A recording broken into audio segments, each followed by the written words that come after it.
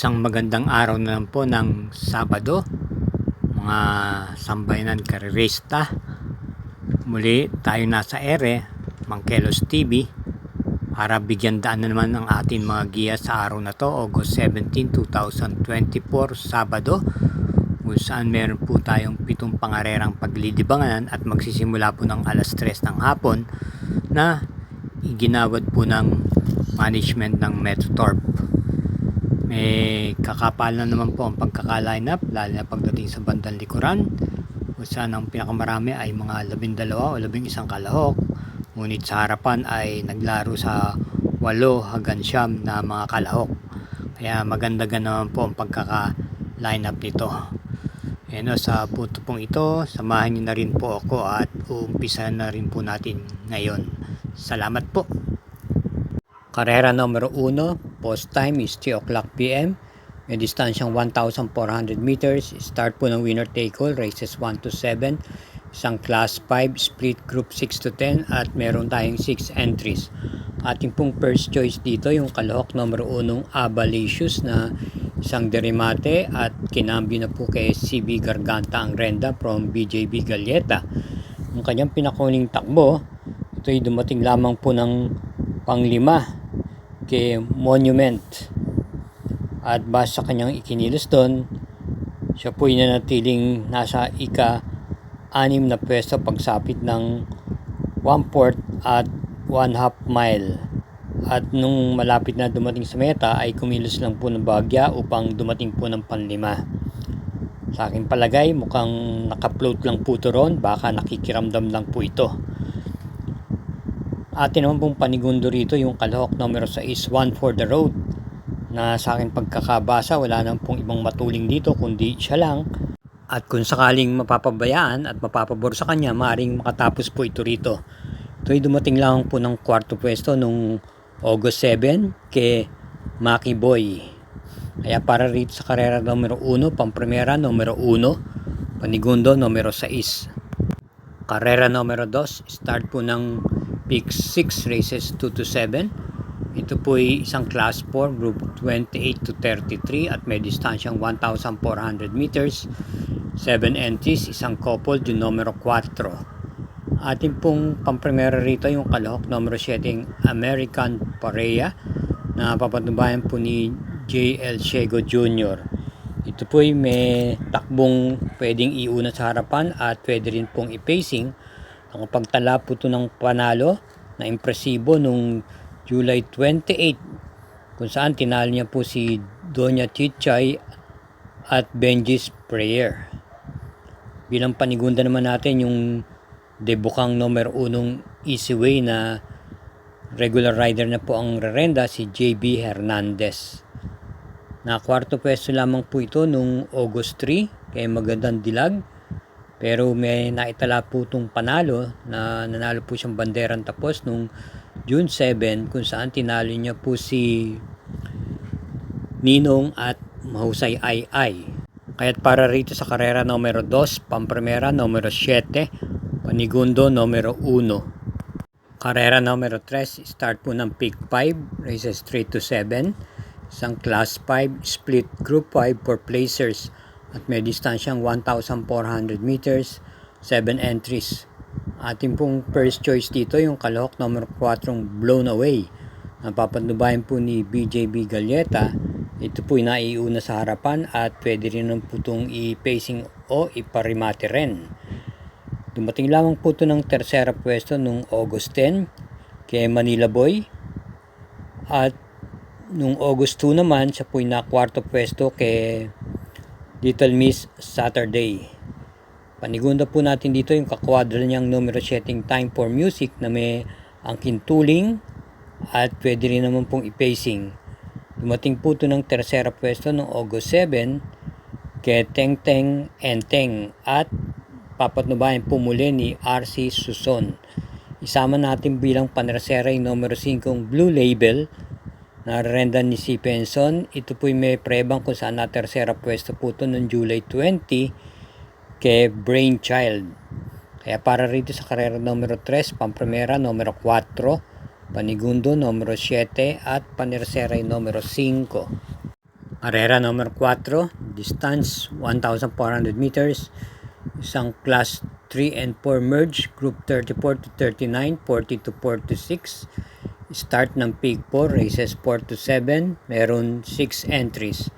Bilang pampromera, yung Calooc numero 3 sa Bawani na muling papatnubayan ni JC De La Cruz. Ito po ay may angkin tuling at naisasabay din po sa unahan o naipipacing.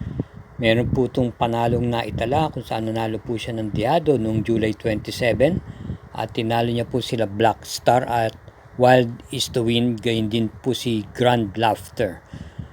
Ating pong panigundo naman dito yung kagagaling lang sa panalong number 4 ng Batang Cabrera na maganda po ang pagkakapanalo niya, Hugando, noong August 11 kung saan tinalo niya po si Eye in the Sky at yung na terserang Euroclydon. Muli siyang rerendahan po ni AP Asuncion. At bilang panersera po natin yung Calooc numero 2 Euroclydon na renda ni Joel Ciego, kung saan nung August 11 na siya po ang pinakalyamado ay dumating lamang po ng tersera pwesto kay Batang Cabrera. Rerendahan po siya ngayon ni JL Ciego Jr. at ito'y may remate at naiuuna rin po sa harapan. Kaya para rito sa karera numero 4, pampremera numero 3, panigundo numero 4, panersera yung numero 2. Hello! Huwag po tayong makakalimot na mag-subscribe sa Mangkelos TV at gayon din man pakishare na rin po ito at i-hit na rin po ang like button. Salamat po! Karera numero 5, isang class 5 split group 6 to 10, may distansyang 1,400 meters, merong 9 entries at ang ating pampremera rito yung galing sa panalong numero 2 Watch Bell na muling rerenda ni CB Garganta. Napakaganda po ng kanyang ikinilos noon nung August 9 at maganda po ang kanyang pagkakapanalo, hugando po, kung saan tinalo niya puro si Primero Soldado at West Pacol. Ito po ay naipipacing at pwede rin naman po itong iparimate. Bilang panigunda naman po natin dito yung numero 5 Jens Had Enough na malaki na rin po ang binaba at hindi pa po gaano kinakitaan ng buti na pang-anim na pwesto lamang po siya nung huling takbo niya o pinakahuli nung August 10 sa kabayang nalong Greg Angie kung saan siya po ang nasigundo lemado. Papatnubayan po siya ngayon ni Dan L. Camanero. Baka sakali ho na magpakita na po ng buti ito. At isa po natin bilang panersera yung numero 8, Maria Cristina Pauls, bilang pangsama sa trifecta. Kaya para rito sa karera numero 5, pampremera yung numero 2, panigundo yung numero 5 at panersera yung numero 8. Karera numero 6, penultimate race, isang class 5 split group 11 to 15, may distansyang 1,400 meters, meron 11 mong kalahok dito. At bilang pampremera natin yung numero 3 Potential, napakaganda po ng mga itinatakbo niya nitong mga nakaraan huling linggo, kung saan papatnubayan po siya muli ni BJB Galleta. Ito po ay naiparirimate at naipipacing nung August 3. Siya po ay dumating po ng segunda pwesto kay Mr. Dynamic at nasundan pa rin po ito nung August 11 nung pinakahuling takbo niya, kung saan nasigunda naman po siya kay Heroes del 96. Mukhang nagagamayan po ni BJB Galleta. Bilang panigunda naman po natin yung derimating numero G's na may Dad Bogard na gayon din naman si JB Ponce po ang rumerenda, pero sa pagkakataon po ito ay kinambyo na po siya kay JR De Ocampo, isa pong deremate, at nung July 28 na segunda po siya kay Kentucky Rain. Bilang panersera naman po natin yung numero 7 Static na convertible baga, pwedeng iuna sa harapan, pwedeng i-pacing o manggaling sa likuran bilang remate. Papatnubayan po ng nakakagamay sa kanyang inete ni PM Cabalejo. Bagamat pangwalo lang po siya dumating nung August 9, hindi ko gaano kinakitaan na kung saan pangsyam po siya umalis at nanatiling pangsyam sa pwesto pagsapit ng half mile at 1/4 mile sa kabayong nanalong Mano po at na segundong Lucky Nonot. Manmanan po natin to, baka nakikiramdam lang po to base sa kanyang ikinilos doon. At meron din naman po itong takbo nung July 31 kung saan dumating po siya ng quinto pwesto kay Oktubre 14. At nung July 10 naman, siya po'y nasigunda kay Mustang Sally. Kaya para rito sa karera numero 6, Pamprimera numero 3, Panigundo numero 10 at Panerseray numero 7. Karera numero 7, last daily double, paratingan po ito ng winner take all. Peak 6, Peak 5 at Peak 4 at may distansyang 1,400 meters. Isang class 4, split group 16 to 21 at may nakapaloob pong super 6 dito. Meron po tayong 11 kalahok dito at bilang pampromera natin yung numero 10 Tugatog na muling papatnubayan ni J.A. Guse. Sa akin tingin po napakababa na nito sa laban. Kung maganda lang po ay kinikilos nito ay mahihirapan po itong talunin dito. Sa aking pagkakaribisa, hindi ko lang po matandaan itong buwan ng Hulyo, ito'y may takbong dumating na po ng kwarto pwesto to. Ito po'y pwede naman i-pacing o iparimate.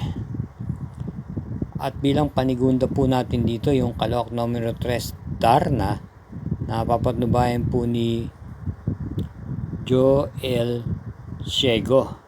Ito po yung pwedeng iuna sa harapan at pwedeng i-pacing. Noong August 7, pang-anim lang po siya dumating kay Oktubre 14.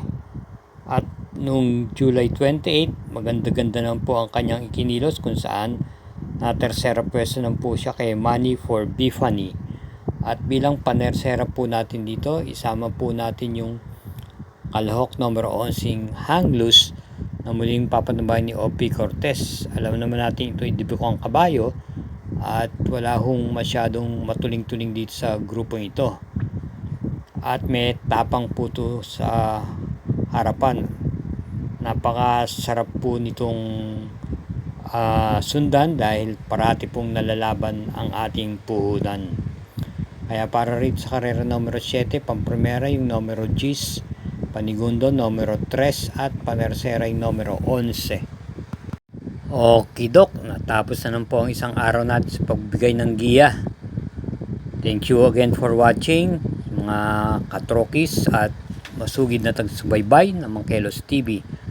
Paalala lang po, gabay lang po ito, inyo pa rin mga sariling kursonada ang siyang dapat masunod pagdating sa takilya. Hinay-hinay lang po at iingat po lagi sa ating pag-uwi. Good luck!